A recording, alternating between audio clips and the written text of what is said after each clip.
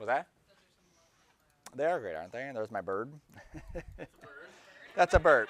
Yes, it will be fastly moving across the screen. That's why I said it will not be hard to draw better than me. That's right. Yeah, it's an anchor maybe too. That looks like an anchor. So just a couple quick things. So so you can see how the animation for this will play out. Unfolded map. There we go. I didn't add the bird yet, but this is the gist of it. So there's some clouds. There's that.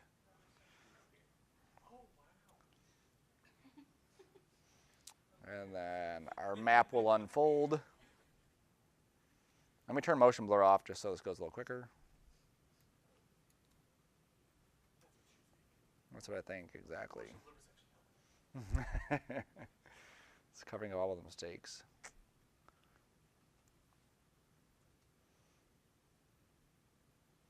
So you can see this project is not going to go as far as playback, not very quick, right? Especially when we get into lights and cameras and the rest, shadows and whatever else.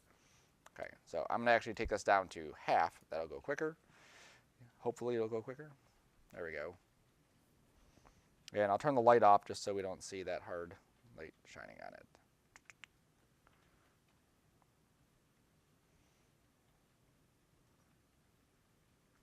There you go. So that's essentially it, okay? So play that again. Clouds.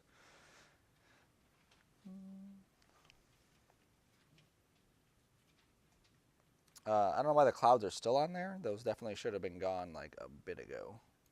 Oh, because I have half res, they're still there. So we'll just hide the clouds for a second. There you go. And then there. Cool. Okay. So I did the clouds differently, but I just want you to see how you can do them if you want to do it the manual way, because sometimes you do want stylized clouds to fit your drawing and whatever else. So these are not terribly difficult to do. If you're in Illustrator, you can just draw basic circle-y shapes. And it doesn't matter the color, and I'm just kind of moving these around, and you can scale them and rotate and do whatever you want. Once you have that, you can just take the whole thing, use your Pathfinder, and merge everything together, and now you have a cloud. And you can color it whatever you want, okay? So that's how you can draw clouds. Now, you can take, instead of having, because let's say each one of these clouds would be a separately animated thing, instead of taking all of these into After Effects as individual files, you can still use it on one document, and I'll show you how we can then take this individual document and break it apart inside of After Effects, okay? So I'm in After Effects. Oops, actually I have to join everything because I already put it on separate layers. So I will just make a new layer, drop everything onto the new layer. What? Oh, fine. I know, right? This is what I get for not saving versions of this. Perfect. So now I can just delete that. There we go. So birds and clouds, joined. And make sure we click that. Cool. All right, so I put that inside my artwork folder. I go to my birds and clouds joined. And this will not matter at this point, okay? Because as I'm bringing this in, there's one layer, so everything is basically one piece of footage, so this doesn't matter. So when I see this, it's just an Illustrator file. So I'm going to go to, yeah, this is just my animation. I'm just going to drop it in here just so we can have a separate area just to look at this. So right now everything is as one shape. So I can do a couple things. One of the things I can do is I could use the pen tool and just cut out each one of these. Okay, and that is one way to kind of isolate just that one shape. Now that's still bringing in the entire Illustrator object.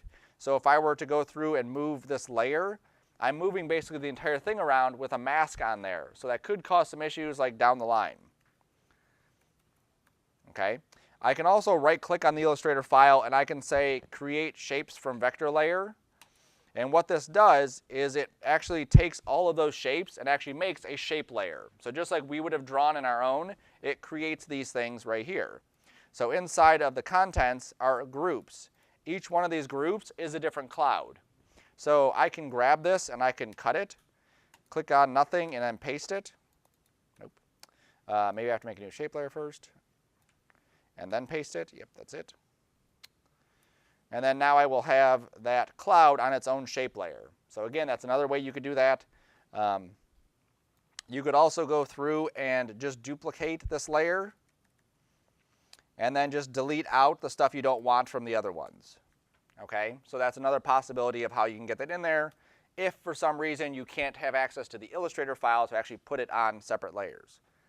Okay, so you're not lost if you don't do that. It's just a matter of finding a workaround. So for my birds and clouds, I separated them, so I would bring them in as composition retain layer size. I would say import. And then I would have a whole composition that is just all of my stuff already separated. And because Illustrator is a little bit easier to name things, it's already named, right? Especially how I duplicated my stuff. All right, so, and also in here, because these are, right now they're still Illustrator files, even though I brought them in, I can't change any of my properties on them, like the colors or anything. But I could jump back to here, and if I just reopen this, there we go. I can grab all of these and, oops, I'll just grab my clouds first. And if I update my color, let's just for fun go there. Whatever, just leave that one. And then when I save it and I come back to After Effects, I didn't do anything in After Effects, it just automatically updates, okay? So just keep that in mind that it will update going from one to the other. You could also grab the individual items and do color corrections just like you would before, and you can change colors to things. So you can totally do like a hue and saturation to shift the color. You could do a tint if you want to just tint it. Now with this, there's not much that we're tinting here. It's just a matter of what color we want this to be. You could also do a replace color.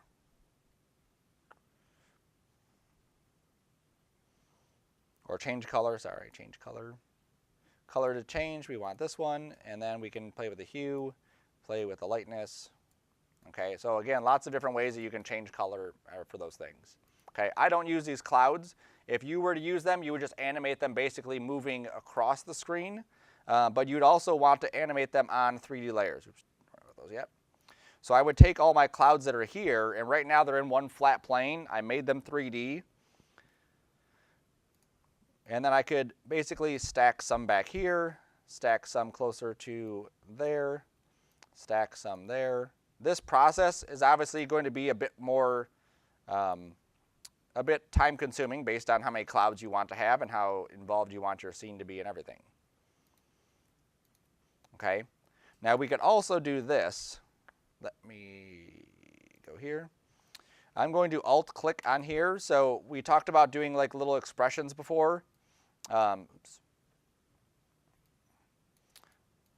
So we can take this, and if I just say that I want this one here, okay, this will write a little expression that basically like locks in, like all of them are going to have that same X. So I just pick whip just the one just to get this started. So if I just change this to temp X equals this, temp Y equals number 1, and then temp Z, I'm going to make my own. So I'm going to put a random number between negative 1,000 and 1,000. And then down here in the little brackets, let me copy this so you can see it clearer. Okay, so the X equals transform.position, whatever, temp Y equals that, temp Z equals a random number between negative 1,000 and 1,000. So I just have to make sure that each one of these is being called. So what this does is it takes this value, whatever that position is, and puts it in the X. Takes this value, puts it in the Y. Takes this value and puts it in the Z. So if I copy that, I probably have the random wrong because every software is different and difficult to remember which word they want. So sometimes they want the word random, sometimes they want, see, they want the word random. Remember that. There we go. Okay, so random. Okay, so right now this cloud 1, which is right here, every frame it's going to bounce around. Every frame it's picking a new random number. So I have to tell it at the very start of this, there's something called seed. And just so you can see this too, random, After Effects. And there's more than just these expressions. There's loads of websites that have different things on here. You can basically give it one number like 6 and it'll give you a random number between 0 and 6. This is what we did, which is giving it a range. You can do random vectors and so on. So we want to use this, which is seed random. And what this is going to do is basically lock it in so that it doesn't generate a new random number every frame. It generates it one time at the start and that's it, okay? So I'm going to go to my script so you can see it. So I'm going to say seed random. And I believe it's 3 and then true. Yes, 3 and then true. Okay. The 3 number doesn't matter. Anytime you look at random numbers in any program, it's basically pulling from a list of random numbers. Okay. So imagine that 4, 8, 17, 32, 64, whatever it is. Okay. That's a random number. The 3 basically pulls from the third list. Okay. So if I want to go back to the previous lists, I can go to 2 or 1 or type in 1,000 or whatever. Just a different way to generate random numbers. Each line has a semicolon at the end also. There we go. So now if I play this, you'll see that that cloud, which is now right here, stays locked right to that position. Now the cool thing about doing an expression like this is that I can copy that and then I could paste it onto each one of these. So I'm just alt-clicking and then pasting it, and then alt-clicking and then pasting it. And this expression is something that you could actually use for anything. Okay, so now I've just alt-clicked and pasted it on all these clouds. Now if I were just to duplicate the clouds, it's randomly placing all of these clouds at different positions. Okay, now because I didn't randomize the X direction and the Y direction, it does that. So again, I can use that same theory. Oops. Did I paste it? Or did I paste it this one again? I'll have to repaste it anyway. I can use the same thing to generate a new random number for each one of these. So I can just say this is going to be random. I'll just copy that whole thing. Oops.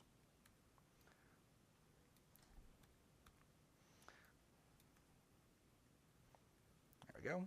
And then I'll just go back to their positions.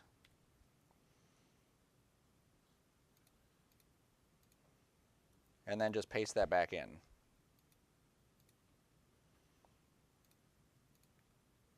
And obviously this is something if you're going to use this, you'd want to like test it out and see how well it works. Because you may find that your stuff is actually like really far away. Yep. So like mine, you can see there it is up here, down there. And then, like I said, the cool thing is as I duplicate these, they'll end up pretty much all over the place. Okay. Now that's neat to see like here that's duplicating it, but let's see what it looks like when we add a camera to this. Okay, so one node camera, I'm going to hit OK. I'm going to hit C. And now you can see where the clouds are at and how they're kind of positioned. But now if I just move the camera around, I'm actually going to be getting the parallax of how the camera would move. Okay, so now it looks like I'm actually like flying through the clouds. Now that same property we could apply to something like scale as well, and to rotate, and to anything else, okay?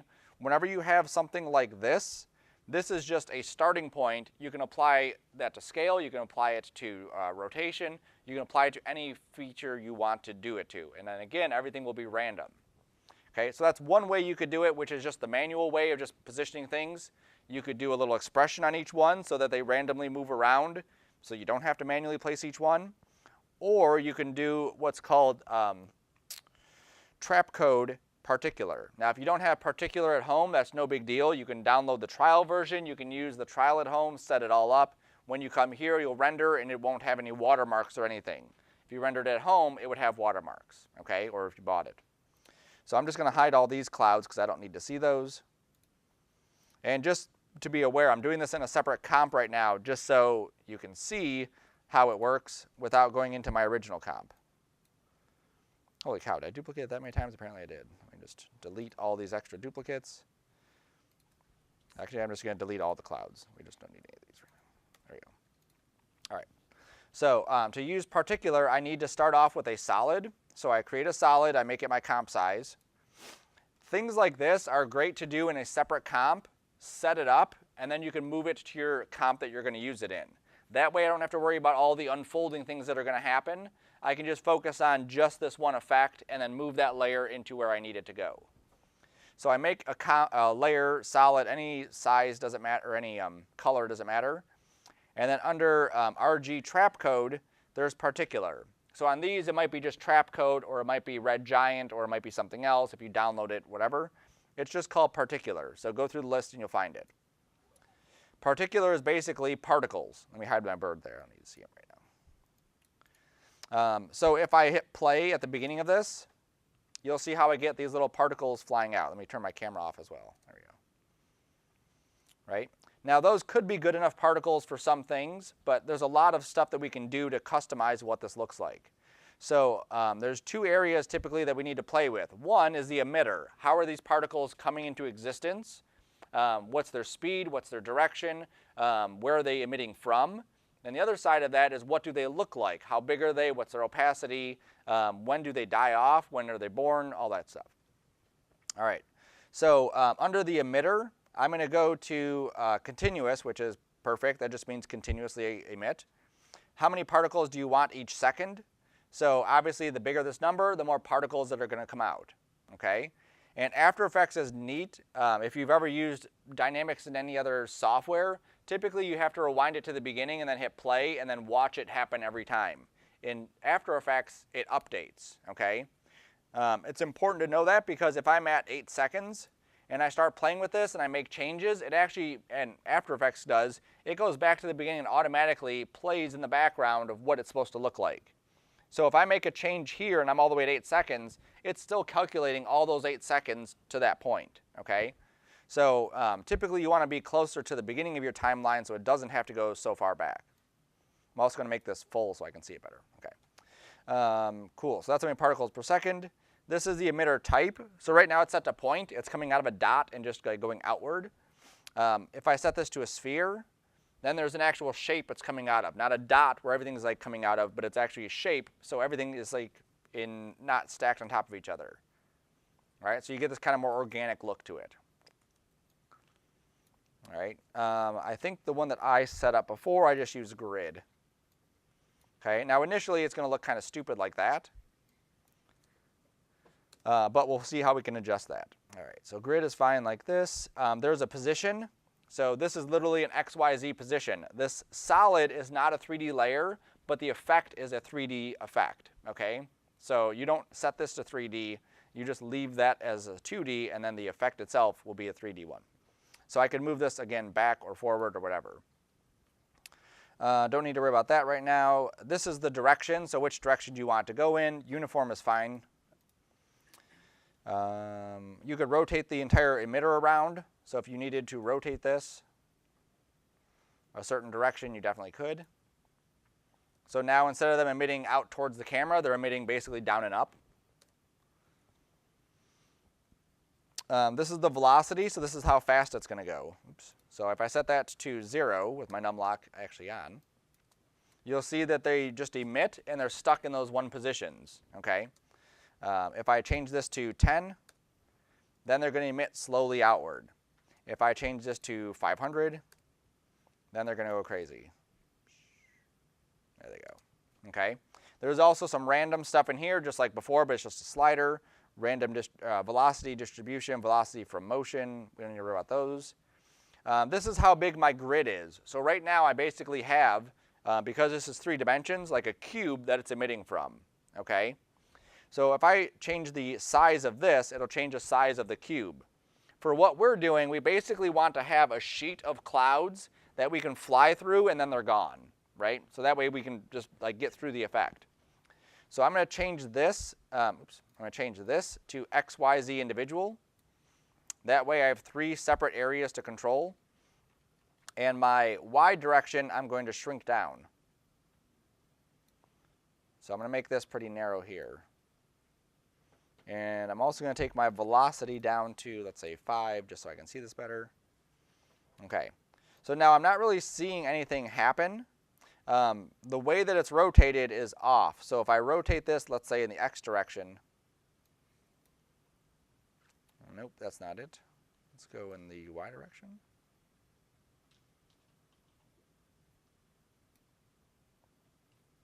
Let's turn our velocity off. Well, I set it to 500. I meant to set it to 5. That's why I did it.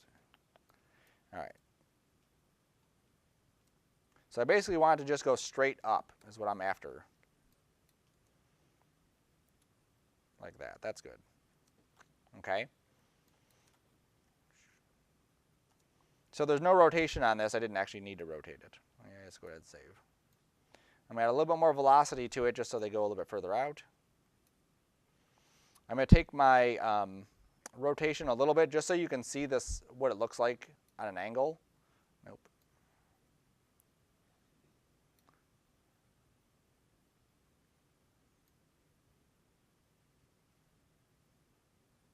There you go. So it's basically, this is just a flat area of what it's emitting from.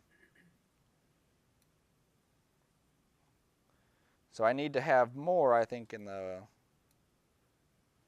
Y direction here. There we go.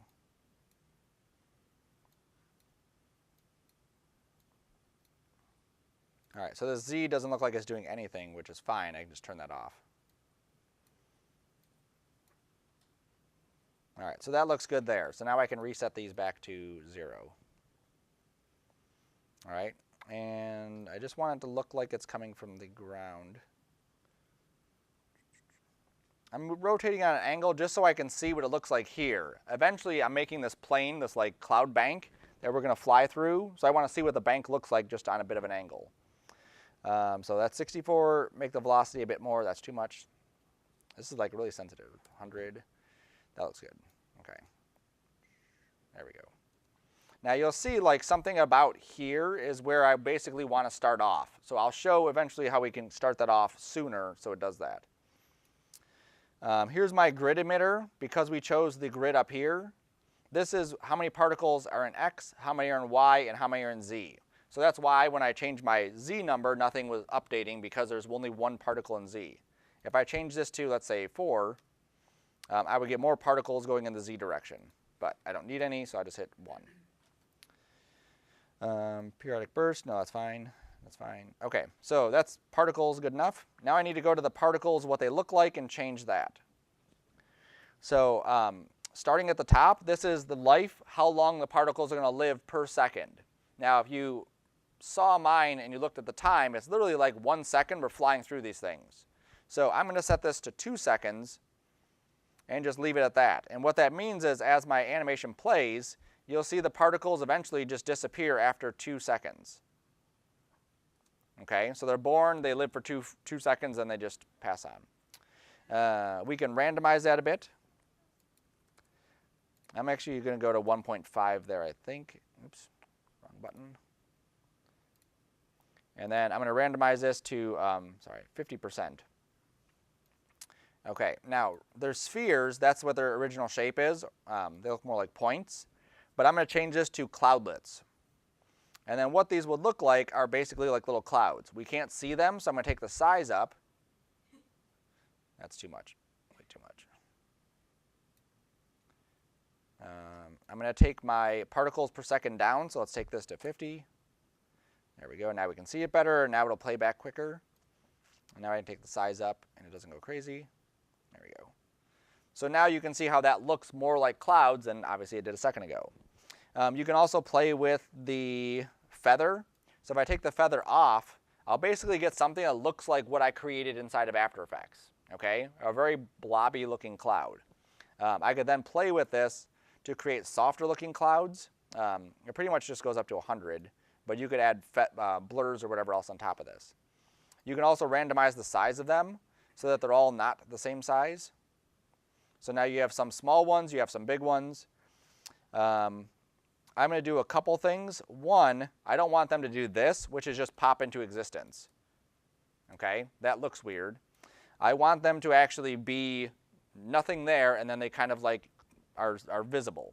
So I'm going to go to my size over life. Now what this will do is it'll scale them up. So at the beginning of their life when they're born, they'll be nothing, they'll be 0, and then they'll scale up big, and then they'll just kind of like fade away. That's the idea, okay? So you can draw inside here. So I can say, you know, this is the start of it. Come on. I can go like this, so they get bigger, and then I can go like that, and then they get smaller. And then if I hit play, I'll get this. Now you can see how they're kind of like flickering. My drawing skills in this area are not very good because my system is doing other stuff. So they make presets, which are 10 times easier. You can just click the preset, and it'll automatically drop that graph in there, okay? You can also hit smooth. Should be able to hit smooth. Oh, there you go. And then we can smooth out the points, okay? But typically you don't need to worry about that for this kind of thing. There we go. All right, so now they're growing, they get really big, and then they get really small. Now I'm going to do the same thing under the opacity. I'm going to go to their opacity over life and choose basically that same preset.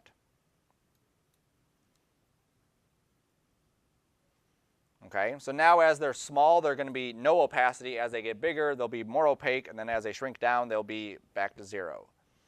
If I don't want them ever to get to 100%, like this is super white, I may not want that, I can just change this opacity here. So if I said, you know, the highest I want them to get is 50, then this graph, the highest that graph will get is 50%, and then it'll go back down. If I see that they're popping too much, like right now they're obviously popping way too quick in and out, then I'm going to go back up to their lifespan and make that longer. So I'm going to put that back to 3.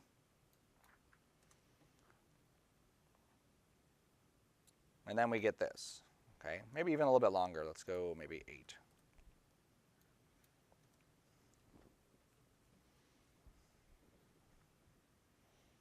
There we go. So that looks pretty cool like that. Okay, so something like this, and then we'll fly through that and then get to our board. We can also choose the color.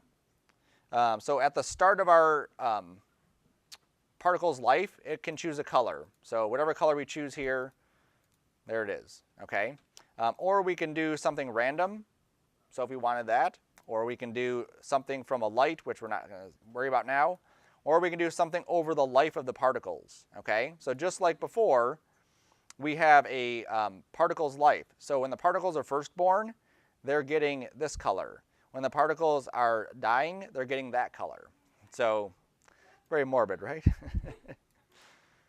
So we can pick different colors inside here too to choose a different range of what we want that to look like. We can add new swatches, we can add different colors, whatever you want, okay? So for this, it's so subtle and quick. It really just needs just variations of color in here versus actual full-blown color. Now obviously this will play into the lifespan and the opacity and the size. So you can see here they have the opacity. So they're showing you that right at the beginning they're gone. They're not even there. So whatever color I choose here, it's going to be gone. It's not going to, if I pick bright red, they'll be transparent at the beginning so you won't see it. All right, I'm actually going to go with more of a yellowy kind of cloud right in the center. Like that. Cool. You can also play with some other settings in here too, physics, whatever, okay? So this is the start of particular. We will use particular more and more in the class, but if you want to start playing with it now, you definitely can do that, okay? So this is going to give me a good enough starting point for what I need, okay? Now if I want this to start, let's say here, all I have to do is take this time slider and slide it back to the very beginning. And so now when I rewind it, that's where it's going to start. Okay, so it doesn't pop in, it's just right there.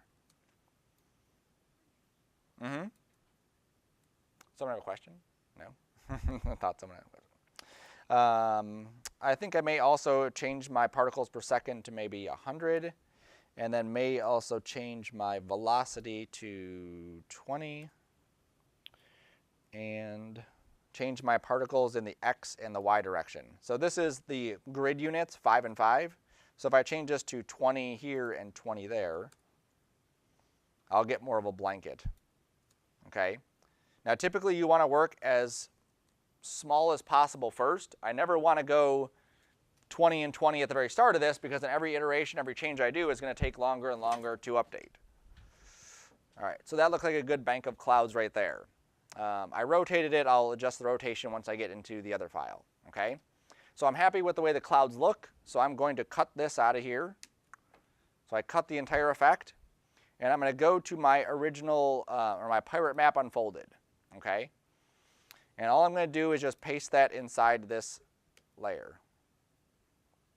All right, so there's my bank of clouds. Now, we haven't gone through the setup part of this yet, so I'm just going to hide that for a second, and then we'll do the setup of what we're going to do after we do the unfolding. Okay, so after you're done with the first video, let me turn that off too. Minus the movement of that, don't worry about the movement right now. That's basically what you're going to have, is just the map unfolding onto itself. Okay.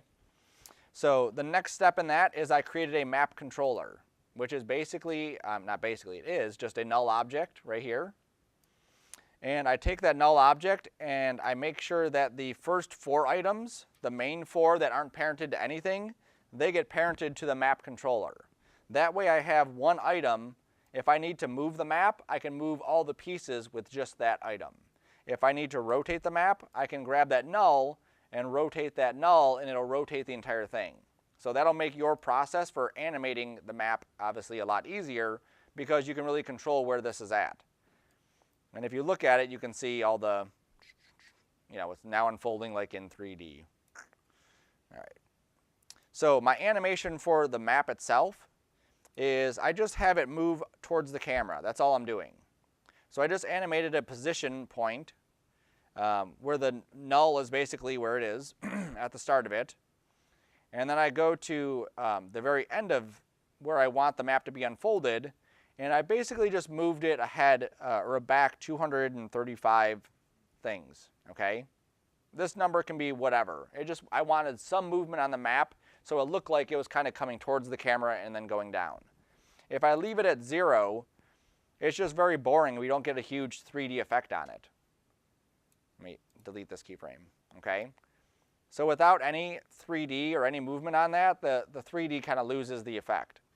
So I set a key at the beginning to be the start of it, and then I just animated this going back down there. And then I put a keyframe in the middle that just pushes it towards the camera a little bit more. There we go. So now it looks like it's unfolding, and then it's going to be placed on a table. Okay, so that's that part. I created a piece of wood, or I downloaded a wood texture. So this is, again, the same spot that I got the texture for the paper. I found a good wood texture. Like if this is a pirate map, typically they would have a wood table that they would be looking at this thing on, and it would typically be like planks of wood. Now this looks like it's probably something from a house, right? Or I don't know what. There's a vent. I could airbrush that out in Photoshop, but I don't even see it, so it doesn't matter, okay? So you want something that looks like planks. If I found something that looked like fine wood, that doesn't look like something that a pirate would have. They wouldn't have a fine wood table. So I just put that in there, and I just made sure that my map and my table had a little bit of offset. If they're right on top of each other, as the map unfolds, it's going to go through the table, and it's going to look weird, okay? I'll show you what that's going to look like if I unlock this, which it is. And then I set its position to where the map is. Okay, so if I go too far, it's obviously cutting off the map. But right here, as the map's unfolding, so let's say right there, okay, you can see the map pieces. If this is too close, it'll actually like cut off the pieces. You can see it cutting it off right there. So that's another reason for that null to be able to animate it up and then coming back down, is that we want it to be close to the table, but we don't want it to obviously cut off the map. Okay? So I'm going to cut that vent off too. So now it looks like it comes in. Don't worry about the vent now because the clouds cover it. And then it pops onto the table. Okay? All right, so I got the background. I have the map null lined up there. All of these things can be adjusted, so it's not a huge deal. And now I'm going to add my clouds. Let me delete my camera so we can just make a new camera. Just hide the camera. There we go. All right, so here's my cloud bank. Cool. You'll notice that I shifted over all of my pieces, okay? So all of my map unfolding is actually shifted down to about 1 second is where it starts. That way my first second is flying through the clouds. Once I get pretty much through the clouds, then it unfolds. So I don't want everything unfolding right at the beginning because then it loses, again, the effect of the unfold. All right, so there's that. I also added an opacity to my map just so we can see it. All right, so just ignore that for a second. There we go. Okay, so here's my cloud bank. So I'm going to rotate my cloud bank so it's facing the camera. And then I'm going to change its position. Now, I may not know which direction to play with that, but I just play with each one. So if I'm not sure if it's X, nope, that's not it. Or Y, no, that's not it, it's Z. And then I'll know that's how I get my clouds closer to the camera, okay? Now, I haven't created an actual camera yet, so I'm just kind of like lining it up with where I think it's going to be. So now I can make a new camera, a one node. I'll call this render cam. And I'm looking through the camera. I don't see any clouds. Let me zoom out. There we go. And so now there are the clouds. So now at the beginning of this, you'll see there's nothing. And then there's clouds forming. And that's where I want to get through all of that by 1 frame, or by 1 second. So I'm going to go to the beginning and just set a position keyframe for my camera. Go to 1 second. And just move through the clouds until I find my map.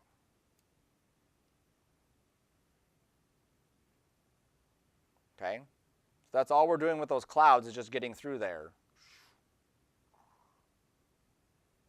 Now we can also play with, if we don't like the way the clouds are kind of gridding, which it looks kind of weird. There's our grid, there's that, a grid emitter, bursts. I can play with my emitter size. I can play with how many are in each direction. There we go. I may even want to put some in the Z direction just so that I have a little bit more thickness going that way.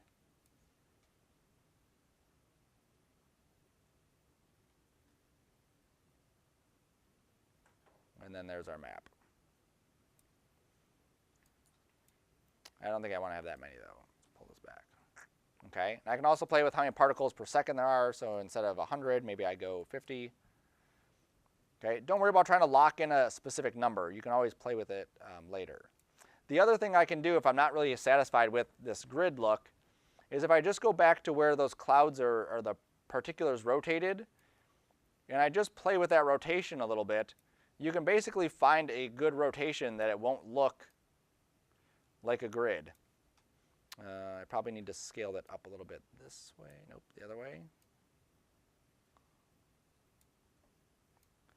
Like that. And I may want to also scale them not from 0. I think that would help too.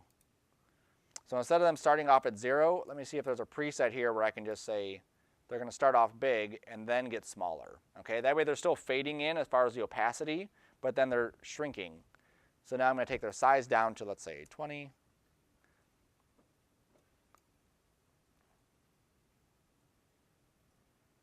And then I'll take the amount of particles down to maybe 20 also. There we go.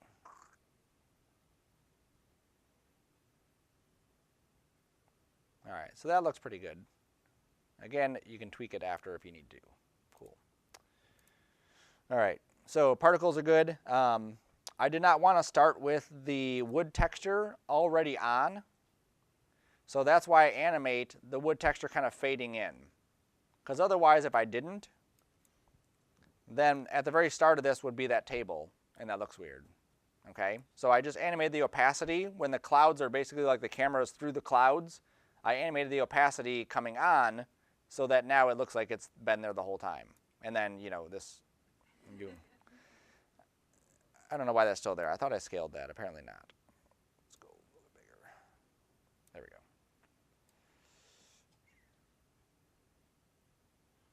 see it for a hair of a second, but then you don't see it. Cool. So then there's our map right there. And I think my camera needs to get a little bit closer.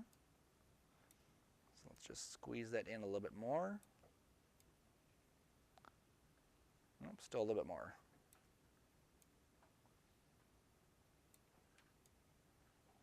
All right, cool. So that works. So we can see it unfolding and then coming in. Now I may even want to pull the camera back so the animation doesn't hit at the same exact time. There we go. So that looks good. All right, cool. All right, so you've animated all your stuff unfolding. You've animated some sort of cloud, whether you've used the flat ones and just manually moved those around or animated them or whatever, or you've used particular or you've used some other system. We've animated the camera scooping in. We've animated the texture fading into the scene. Okay, so now all that's left is to animate the actual boats and stuff. So this is what's neat about this project, is that going back to this original composition, and the way you can get to it if you forget, this is that composition. So we double click it, it takes us to this one that gives us our texture. There's paper with holes, that's the texture that gives us the holes. And then there's the pirate map pieces. I go to pirate map pieces and it takes me to this, okay? So this is our map. So at any point if I decide that I want to make a brand new map, I replace whatever's inside here and that will trickle into that final image. So if I decided that I wanted to put my bird inside this area, I'm going to just grab the bird stuff and then paste it here. Make sure they're turned on. There we go.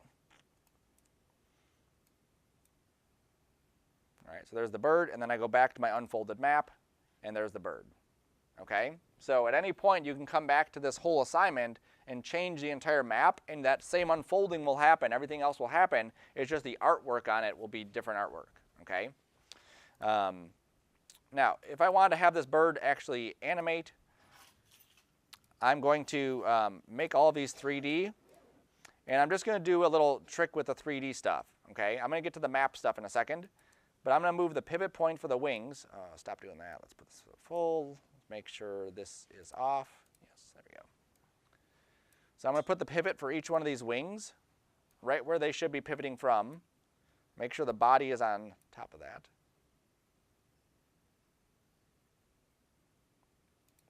Oh, we're all on the same plane, so I just have to scoot the body up a little bit. There we go. And then now what I'm going to do is I'm going to animate the rotation of the wings. Now, again, this is something that you could definitely do manually. You could animate, let's say, not that one, that doesn't make sense. I could animate this wing flapping like this, and I would also animate this wing flapping like that. And then I would go to the other one and do the same thing. Animate it like this, animate it like that, okay? Or I can tie them together, and that makes more sense. So if I alt-click this X rotation, instead of me writing an expression, I can just drag this and say, I want to use the same rotation for the other one. I'll do the same thing for Z. Drag this, use the same rotation for Z. So now these two that are blue, if I move those, it'll update the other one. Now watch what happens when I do this. They're rotating in the same direction, but the problem is that one should be rotating in the negative direction, one should be rotating in the positive direction. So in math, how would you make a positive number negative? Yep, multiply it by -1. So that's all we have to do. Multiply times -1. Multiply times -1. And so now when I do this, now you can see that those wings are actually like flapping like they should be flapping. And the same thing here, these are going like that. Okay? So I don't want to obviously go crazy on this, but a little bit of animation is fine. So I'm going to just set some keyframes here. So I'm going to go back to the beginning. I'm going to set a keyframe for these up and set a keyframe for these up here.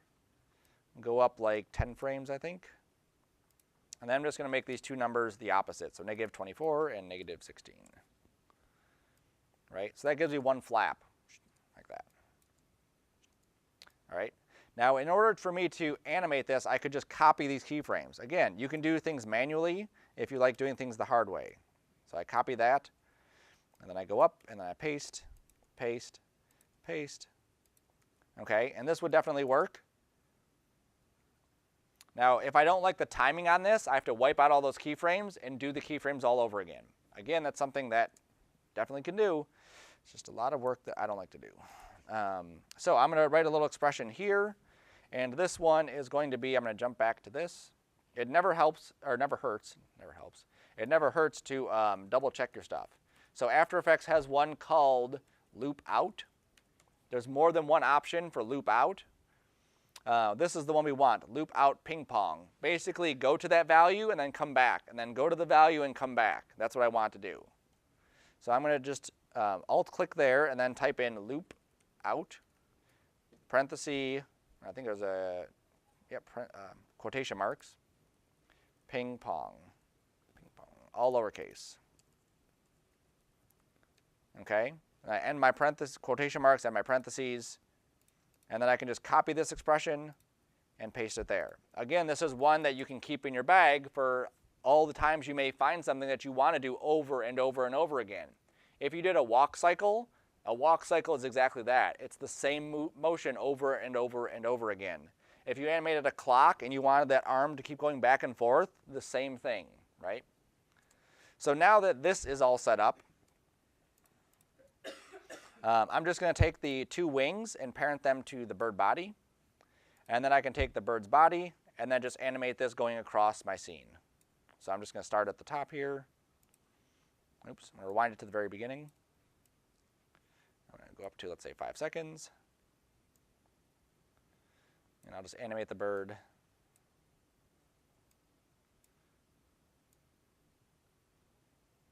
Like that. Now, because he's rotating also, I probably should animate some rotation in there. So at the very start of this, he's rotated that way. And then right about here, he's rotated this way. So that looks appropriate. And then right about here, he's going to start rotating. And then right about there, he'll be rotated all the way up. Okay? So this is kind of a manual way to animate this thing along a path, right? Because I set a couple keyframes, and I'm just moving that along there. So that looks like it works, okay? Obviously, I don't want the pink bird, so I need to adjust my coloring. So let's take the saturation down. Let's take the lightness up. And that's good enough for this. Copy it, paste it, and paste it. Or go back to Illustrator and just obviously change the color there. All right. So there he goes. Woo. Wonderful. Okay, so that's the bird animating across this. And again, anything I do to one, it'll do to the others. So when I get back to here, and my map's unfolding, I'll actually see the bird flapping across this thing. There he goes. All right, now we need to be able to time this out because you'll see that the bird doesn't actually start animating. Well, you really can't see it because it's obviously off screen. But right here, this is when the bird's going to start animating. When those layers kick on, that's when it starts. Now I showed you that issue we were having before where it was doing this kind of thing anytime I animated that boat. It was like cutting the pieces in half at each one of those chunks, okay? So we'll get to that in a second. Mine's already set up. But what I need to do is figure out when I need to start animating this. So After Effects does this in a really cool way where right here, okay, right before it's about to hit the ground, I want that animation to start. So if I'm at 2 seconds here and then I double click this layer, it takes me into this comp.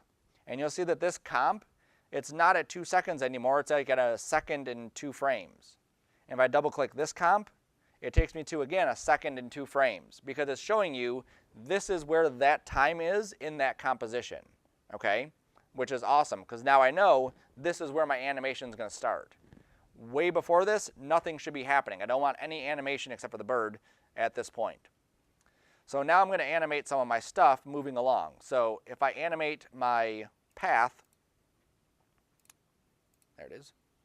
I did this the same way that I showed you before. I right-clicked and I created a shape from vector layer. That gives me a path like this. And then all I did was I animated a trim path on that. okay? And my trim path just did what we did before. Oops, this one has 2 groups. I don't know why it has 2 groups, but group 3 I don't believe I need. Yeah, there we go. Group 2, there's the trim path, and I just animated, you'll see, this endpoint animating along. Let me turn off the other path so we don't see it. There we go. Okay, so that's all I did was just animate this endpoint just going along there. And I did that for less than a second, okay? I didn't want to do it too quick. If you did a custom map or you have other stuff, you know, going on in the scene, you may want it to go slower or faster or stop at some point. The examples I showed, one of them it clicks, and then there's a beast, and then it changes direction. So they had the trim path stop, the beast comes up, and then they change the direction of the trim path, or they change the animation of it, okay? You could definitely redraw this too. So if this came in, let's say, I believe mine did actually, now that I'm thinking about it. When I converted this to a vector layer, no it didn't. Before it did, it came in like all off-center. I can just click on this group and move it wherever I need to move the entire group, and it'll update. Or I can grab the individual points and obviously just reshape this how I need to reshape this, just like any path. So the one where it changed directions, the path went like this, and then stopped, and then went another direction. So it just went to like a hard edge.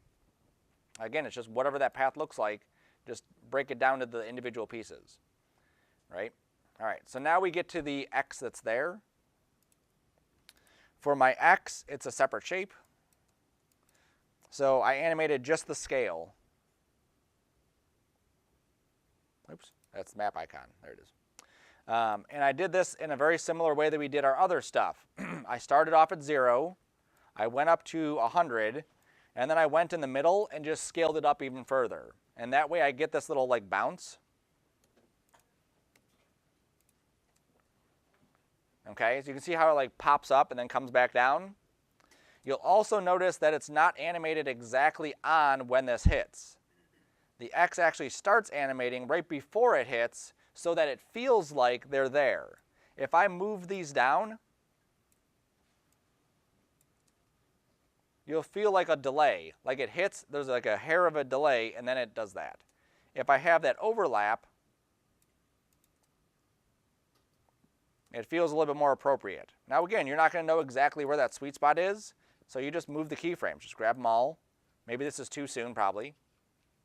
Right? That feels too soon. And then, yep, that's still too soon. And it literally is like a 1 frame, like you're going to move it over 1 frame and then look at it. And then you might be stuck between 2 frames. I think I like that better. Let me do that, okay? And it's a subtle difference, but it makes a good animation better. Cool. All right. So before this is even on the screen, I don't need that letter X, so I'm just going to trim that layer. That way I don't need to worry about that layer before it. You could animate things like the treasure chest, a little bling, whatever happening around that if you wanted to. Also, the treasure chest could be on top of this if it was on a separate layer. Right now the treasure chest and islands are all together. If I want to animate the boat moving around, where's my boat? There it is. You could do what I did before, which is just animating it, just clicking and putting a keyframe, putting a keyframe, putting a keyframe, whatever. The way that this one is animated is I copied the path, and I just pasted the path to animate the boat, okay? So we have a path right here, which is what I used to animate originally. If I just go into this area, go into this area, go into this area, and click on the path itself, and hit Control-C, I'm just going to make a whatever object so we can see this happen. Let's go. There we go. So I'm just going to go to the position. I'm going to click on the position keyframe and then just paste. So what I'm essentially doing is I'm pasting my path into this spot, into the position keyframe. So that way After Effects will know, follow this path. Okay? Now here, this is where it did it. It offset the entire path. That's not a huge deal because if I click on the position, I can move the entire thing and it'll update that. I don't know why it does it, it just does it. Okay, so I need to just move it and then line it up with where that path is. There it is. Okay, So now wherever I pasted it, that's where it's going to start. So you'll see that the box actually starts right at the beginning and moves along that entire path. If I change my path at this point, those keyframes won't update because it's just copying and pasting it. I'd have to delete the keyframes, recopy, paste, and then it'll be good, okay? So my boat is just timed so that the position keyframes start way over here, so that once the X happens, bing, now the boat can take off. And if I time that perfectly, I can have it hit the bird, and then the bird like falls down into the water. It would be fun. Digitally, it'd be funny. In real life, it would not be funny. All right. And then the final thing that I animated on here was the waves, okay? And the way that I did this, there's a few different ways you can. I'm just going to turn these off or delete them so we can see it. So right now, the waves don't do anything. They're just static waves. Under Effect, under Distort, there's a whole bunch of things inside here that you can play with to get that kind of like wavy motion, because that's essentially what we want. Some of these are automatic, so you basically just drop it on, change some settings, and it automatically will oscillate. So the one that I used was Ripple, and the way it works is that there's a center point, which is right here, and there's a radius. So the bigger the radius, the more things are going to be affected. And all I have to do is hit play, and you'll see them kind of waving around. You can play with the wave speed, so just to go crazy with it, let's set it to 5. There it is. You can change the wave width. This may seem counterintuitive, but the bigger the width, the smoother the waves are going to be, okay? Because the wave is like this big instead of being this big, okay? So you can see we get more like jostling kind of waves that way. Let me set this to something more appropriate, like 0.5. The idea is just to have something there, something simple, okay? So that looks pretty good like that. And you could use this same effect if you had those clouds. If you animated clouds and you wanted them to have some kind of movement to them, you could also do a ripple on that as well. If you animated, let's say you went crazy and animated the flags here, same thing. You could add that ripple to the flags as well. You can change the wave height. Again, you can really just kind of like play with it and see what it looks like. All right. What's the other ones? There's one that's turbulent display. Is that the one I used? Yep, I think that's the one. And this one, I believe I have to animate it. Yep, so I would animate the evolution. And again, you'll see this one, again, has more settings, but more stuff that I could play with, different patterns that I could pick as far as how it's waving it and how it's distorting it.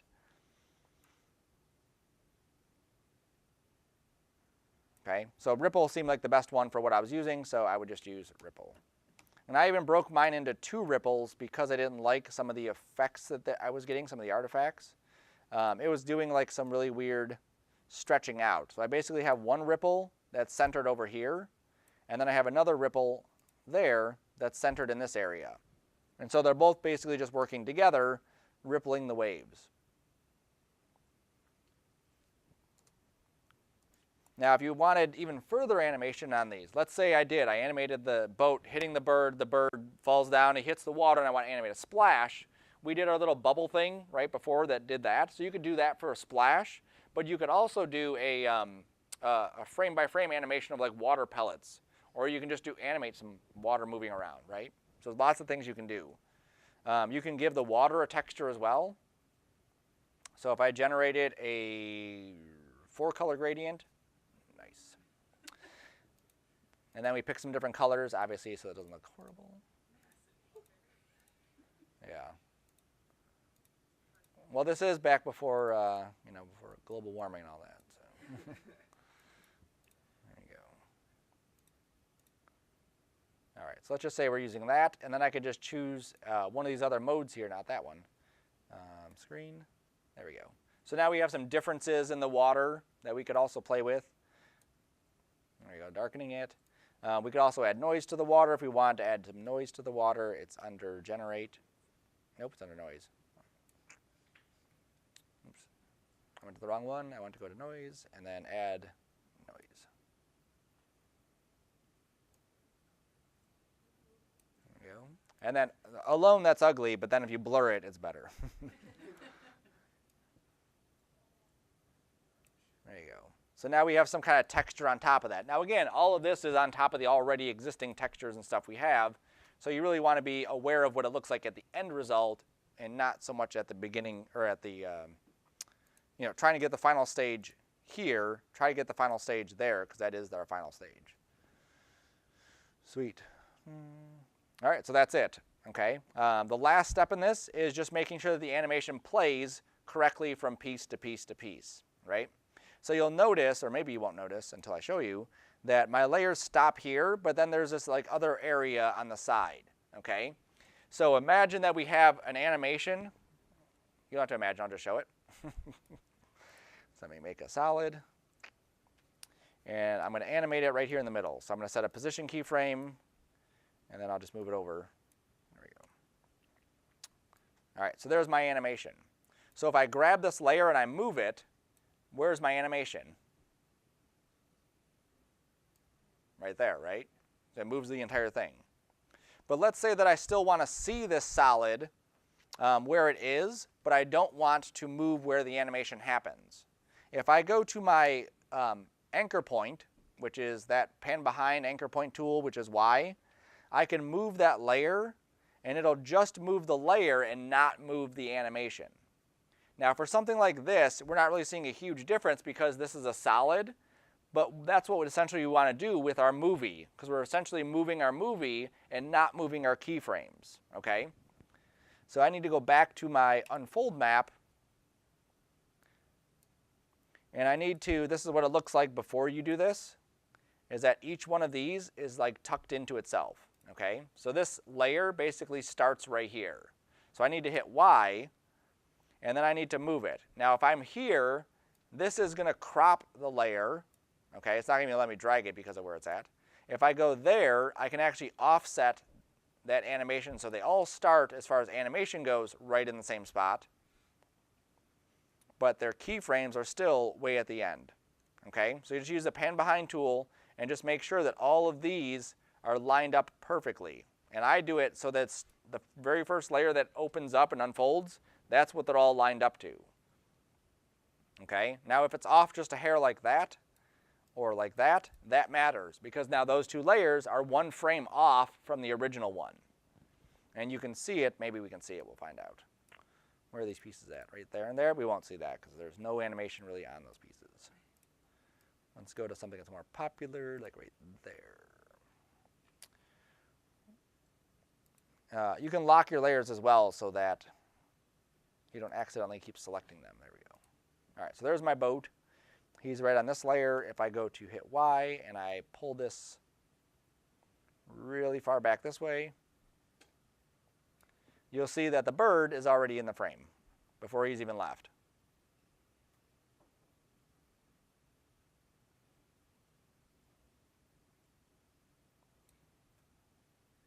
Let me zoom out a smidge. There he is. Okay, because my timeline is off for that one. So I hit Y, and I can pull that back in there. So now all the animations should be lined up. Now in order for that to even happen, this comp here has to be shorter than the comp that we're stretching out. That may sound weird, but that's how it works. So on my original pirate map, I have to go here and go to my composition settings and make this longer. So we started off, I think, with 5 or 6, so I just made it 10 seconds. And then I just made sure that these were stretched out. That's apparently a lie. Oh, I didn't go to the other one, paper with holes. And I have to do that to this as well. So make this one 10 seconds, and then stretch that out. Go back to this one. Make sure this one is 10 seconds. Now the reason that it worked for me and isn't giving me any issues with scooting them around is because my animation is actually less than 10 seconds. So as long as the comp is good, we're good. All right, so that's good. Unfolded map, pirate pieces. There we go. Scoot that over, scoot this over, sweet. All right, so now back to my unfolded map. Now everything would work, okay? So my whole animation is 8 seconds long. It's not even 8 seconds because he gets to the thing right about there. Okay. Now that noise pattern that I animated, or I added, you can see is actually animating, so that's not going to go. Pirate map pieces. Water, get rid of the gradient because that looks ugly, and the noise and the blur. There we go. Back to the original. Okay. Now, another couple things that you may have issues with. One, you may see holes in your paper. Okay. So if I take this little effect off, actually I'll put it the other way. So you may see something like this, where you can definitely see there's a gap between the two slices of paper right there. I added under Effect, under Matte, come on, Simple Choker. And what this does, let me isolate this layer, is it allows me to control the edges of that. So it's kind of like an expand for your mask. And all we have to do is put it to -2, okay? Once we have this at -2, then it's good for all the layers, so you don't have to worry about doing that. So I have to then copy this, paste it on all the layers, and then you're good. And now all of them will have basically just like a little bit of a border around it. Now the only areas I had issues with, you'll see here where the holes are. This looks stupid with that because it chokes that area in. So I may want to delete it on those areas. Same thing here. When it's on this area, you can see that it gets this weird ugly border. So I just took it off of those. Okay? So basically just the interior pieces, I added it to. All the exterior pieces do not have it. Or if they have a hole in it, I've just been simply unchecking that box. And then that should be good enough that it doesn't see any issues with that. Cool. All right, now our final stage of this is sound effects. So you can download free sound effects from freesound.org, or Sound Effects Plus has some. There's a bunch of different websites. If you know what you're looking for, you can type in exactly that sound effect and typically you'll get something. Like for the pathway, I want a clicking sound.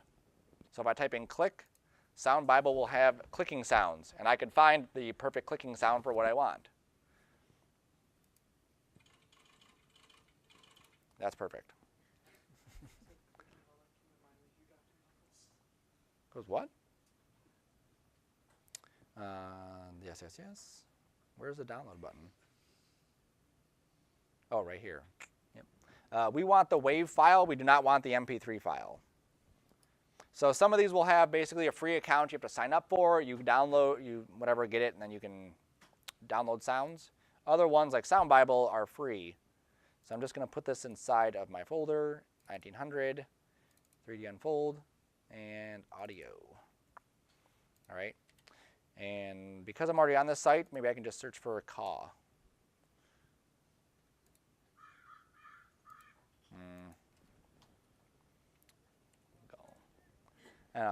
Floxy.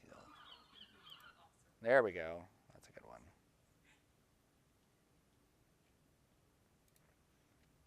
And you really see how much more life this brings to your scene just having these extra sound effects.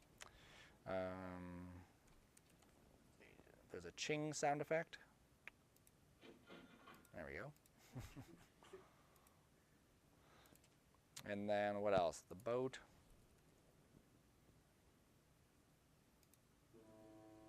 Nope.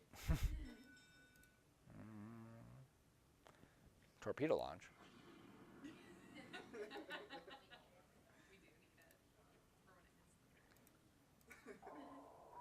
Yep, I think that torpedo launch, I'm going to use that.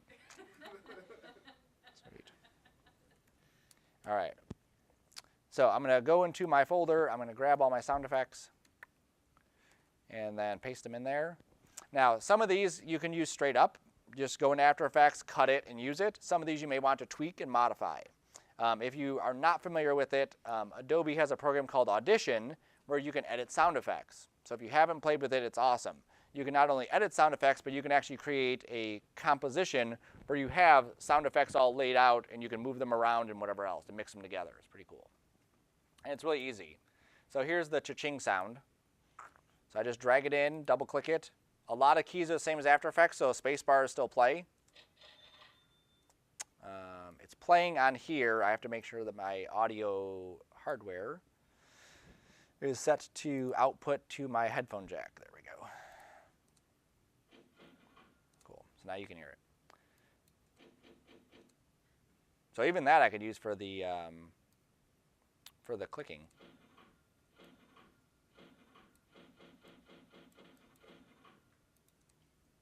So I may want just that ching right there. All right, I'll grab the whole thing. All right, that's cool.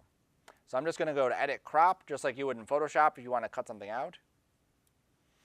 If I want to fade something in, that's what this is for. Just drag it, it fades it out. Drag this one, fades it in. Right? So then when he hits that thing, ching, that's going to be the sound effect for him getting the treasure chest. So now I'm just going to save it as a WAV file, same settings. I will call it, not this crazy long name here.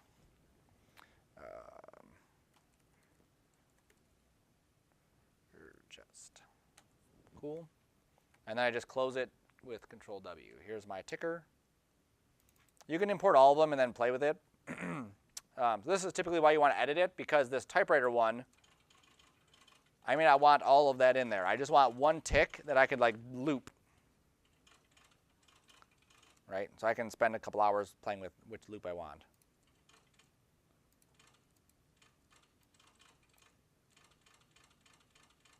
That one looks good. This one's Sound Bible. And if you're on the MACA servers, there's a multimedia drive that has sound effects too, but not very searchable. All right, let's say I like this one. So I'm just going to crop it. Okay. Let's say that I wanted that to be a deeper sound, so it was more like a thud instead of this higher pitch one. Under Effects, under Timing and Pitch, you can go to every time. Stretch and pitch? Yes. No. We'll find out. That's fine. So I'm going to take the pitch shift and pull it down.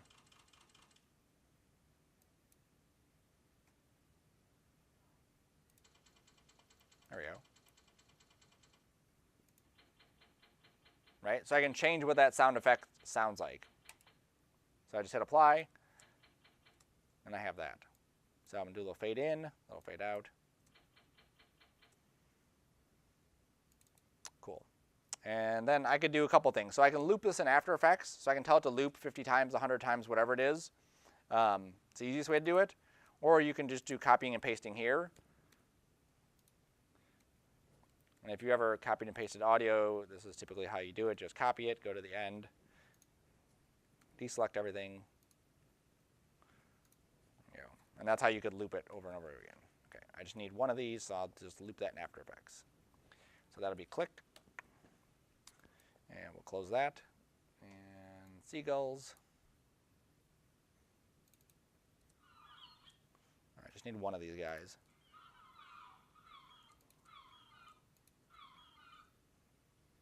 I'm using my scroll wheel also to zoom in, but here's the work area up top, so you can. Oh, it's so annoying. It's fine. All right, I'm just going to use that one just for time's sake. There we go. Same thing, like you wouldn't want this where it just cuts in right there because you'll get this abrupt like. And the same thing at the end. You can't hear very good through the thing, but you're getting it. So I'm just going to fade that in, fade this in. There we go. And it sounds like there's actually two birds, like one in each speaker.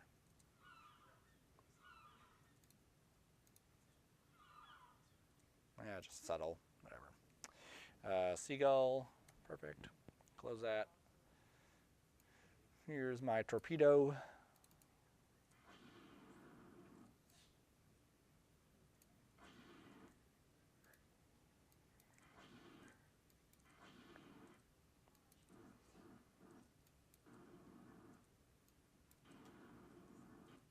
I like the rumbling sound. That's what I'm going to try to use there.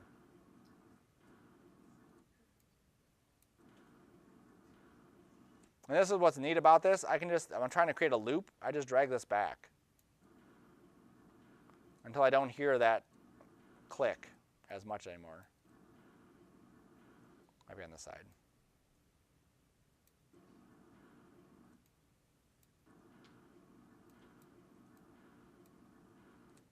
that should be good enough. And crop that. A little bit of fade there. A little bit of fade there. All right. How long is this? 1 second. So 1 second right there. How long does my boat take? I think it takes 2 seconds. So he starts at 2 seconds and he gets there at 4 seconds-ish. All right, so that should be good. So I can work with that. All right, so I'm going to crop this, boat move, and close it. Sweet. So now just to organize some stuff, artwork goes in the artwork folder and compositions go in the composition folder. And then all my audio stuff goes into my audio folders. So boat, click, seagull, treasure chest. Now there's a reason we didn't choose MP3s. MP3s will sometimes crash After Effects. Okay, it won't do it right away. Typically when you go to render, that's when it crashes. Also MP3s are compressed, so it'll compress it again and then you'll lose quality. WAV files are not compressed, okay? So we can do the audio pretty much wherever we want. It makes most sense to do it right here, okay? If we had audio on the original one, like the clouds and the desk and whatever else, sometimes we could do it there, and that makes more sense to do it there. That way all the audio is in one spot, but we're just going to focus on the map area, okay? So first thing, seagull, so I'll drop that down. There's the bird right there, so I'll just have it do it right at the beginning, okay? That way, you know, it doesn't interfere with the boat. Okay, period lets us preview it. And again, After Effects is playing it through here, so let me change that.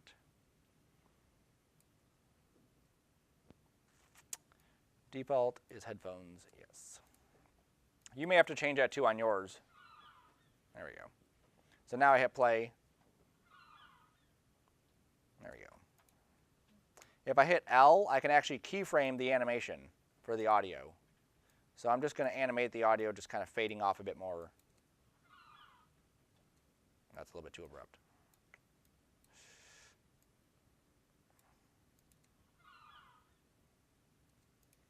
All right, I'm just going to duplicate it. We'll have two of them. There we go. And then this one, I'm just going to level it down even further. There we go. So I'm just staggering these. This is one way you could loop something. I'm going to show you a better way to loop something in a second. There we go. Oh, that's annoying. I'll work with that, but yeah, that's the idea with that one. Let's go with the clicking. Okay, now this one I do want to loop, and I need it to loop for basically a second, I believe. Yep, 1 second. Okay. So this is 7 frames. We're at 30 frames a second, so basically like 4 times is how long I need this to loop. So I'm going to go to my click. I'm going to go to Interpret Footage Main. And at the bottom, I just say loop 4 times. And so now this would loop 4 times. I line it up with where I want to start. There we go. Maybe 4.5. He might do 4.5, but I don't think we can. Nope, 5. There we go. And then when we get to the end, we'll have the ching, so we'll go there. And notice how I'm putting all my audio at the one side of this. I'm not like mixing it around. It's all in one area. There we go. And then the boat.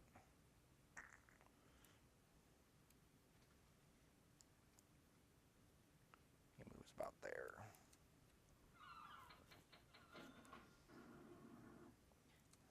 It's glorious. I'm going to stretch this one out a little bit. So if I go to my button here, this would expand my stretching. So I can actually stretch this piece of audio 200%. And what that's going to do is slow down the audio so it'll actually be a deeper sound. There we go. All right, he needs to start moving here. There we go. And then maybe I'll do another treasure chest sound right at the end. Or remove the other treasure chest sound and put it there. There we go.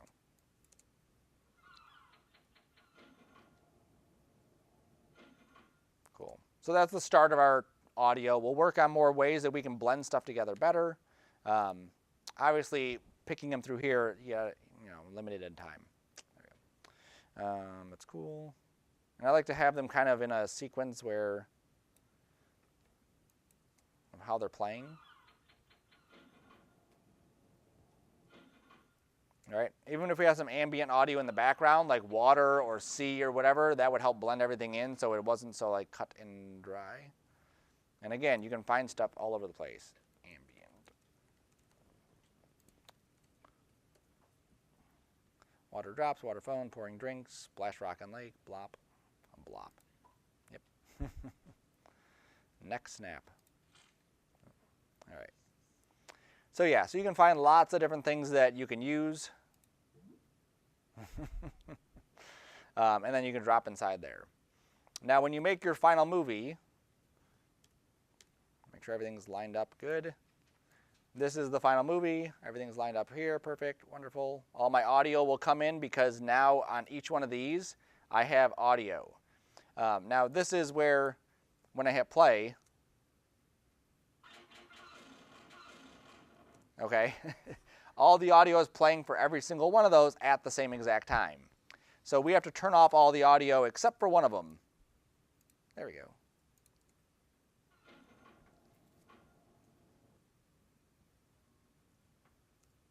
And now it'll work a bit better, okay? So make sure we do that. And then we just make our movie. So this goes to my render queue. Still QuickTime, still H.264 here. And then for our audio, we want to choose whatever audio format we have. So I remember from Audition, they were all saving at 44,100, so I would set it to that.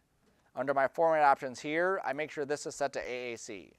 Just like H.264 is a compressor, AAC is also a compressor for audio, okay?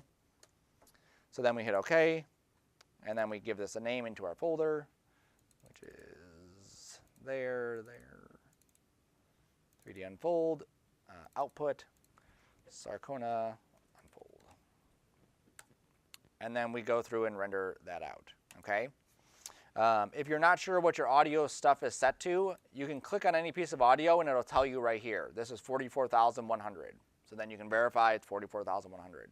If you make it bigger, it doesn't make your audio better. It's kind of like taking a 12 frames per second and making it 50 frames a second. You don't get more frames. It just stretches out the frames you have. Okay, same thing with audio. You could do other stuff too. You could add vignettes. You could add different color corrections to this. You could really go crazy with just this one assignment in what we're doing. Okay, so that'll be the rest of this assignment, the rest of today, the rest of Monday and Wednesday of next week, we'll be working on this and finishing it up. Wednesday of next week, I'll go over what the next assignment after that's going to be, so that way you can kind of plan for what we're going to be doing in case you want to create your own artwork for that one too. You have over break to finish this up. That's it. Questions yet? Yes, ma'am. The Monday we get back. What's the name of the sound files that we look for? What do you mean? Not MP3s, but WAV files. Not the 5th, 11th, 10th, the 12th. Yep, and then the Monday we'll fill out the thing too, the little assignment form too.